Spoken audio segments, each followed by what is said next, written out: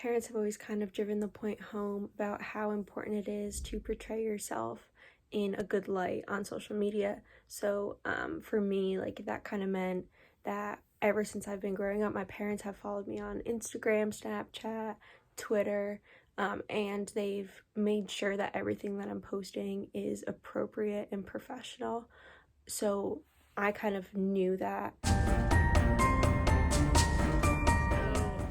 I remember when this event happened. I was a freshman in high school and I was pretty good friends with Alex, and also like her sister's my best friend. So I like heard a lot about like how like what happened with like the police getting involved and like the school getting involved, and it was like actually one of my brother's friends who had made the tweet, so I kind of knew like a decent amount about like what was going on, and it was like kind of like scary in two different ways.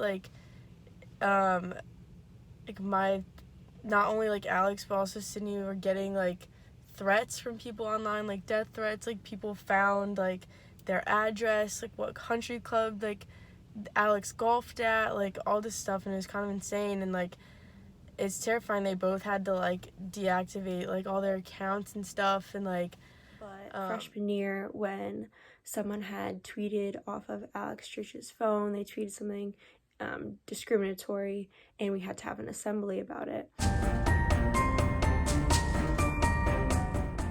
it just shows how much like people like will react to things that you post online regardless of like knowing um the origin of it. Like obviously Alex didn't tweet that and she didn't mean that, and like it was like extremely racist and um disrespectful. So it's not really, it just goes to show like what you say online can and does have consequences, and they can be very serious in certain situations. From that point forward, it was even more like ingrained in my brain that yes, it's important to portray yourself for things like future jobs and future employers, but also because the way that other people see you can lead to things like all of the hate messages that Alex received and how quickly it blew up.